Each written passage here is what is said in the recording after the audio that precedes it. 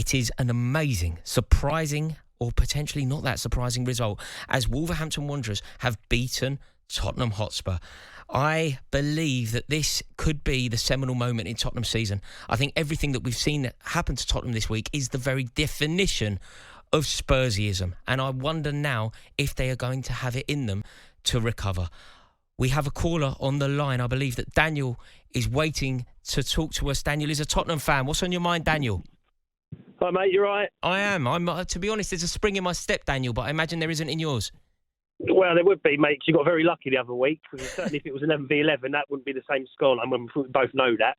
But point being is, and I'll speak for 99.9% of Spurs fans here, we were never in a title challenge. You're the ones that are saying we're in a title challenge just so you can try and beat us when it obviously inevitably doesn't happen.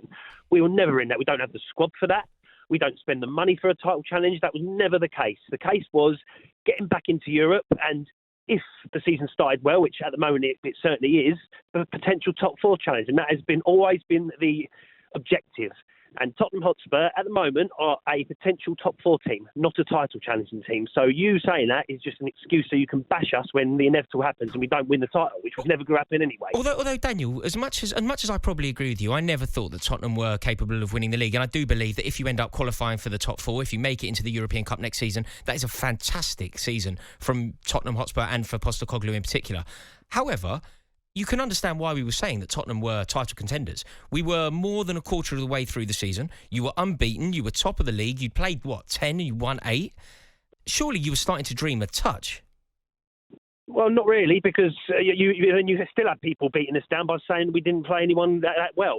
You know, it was either if Spurs are playing well and doing fantastic, we haven't played the right teams. You know, once you play the proper teams, then it will collapse. But end of the day, our start was excellent, yes, and we're still excited. We've still, got a whole hope of the season left, and we've got a fantastic manager. But at the moment in time, we've got a lot of injuries, and that obviously what happened at Chelsea has completely derailed our season at the moment.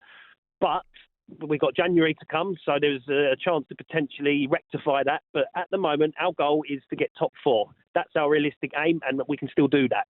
Title challenge was never going to happen. Daniel, can I ask you, how do you feel about the tactics employed by Postecoglou? You know, this expansive, this devotion to attacking football, which I understand is very much in the traditions of your club. You know, you're a club, maybe more so than any other club in the league, who genuinely adopt that sort of philosophy. You know, it's the spirit of Hoddle and Waddle and Gareth Bale being born to play for Spurs and whatever else. That's who you are.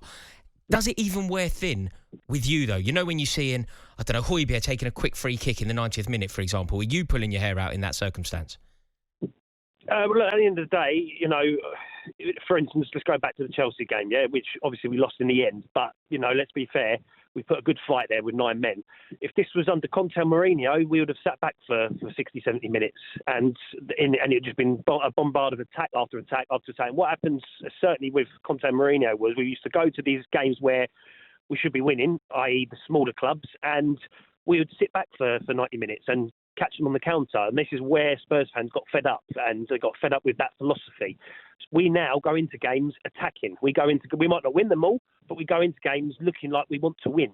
That's the difference. That's the Postecoglou philosophy, and that is why Spurs have taken to him, because we go through games now where we want to win games. It wasn't that way under Mourinho and Conte, and that's why the Spurs fans are currently adopting, happy with the way Postecoglou adopts his methods. Okay, amazing. Thank you very much for your call there, Daniel. I found that very interesting.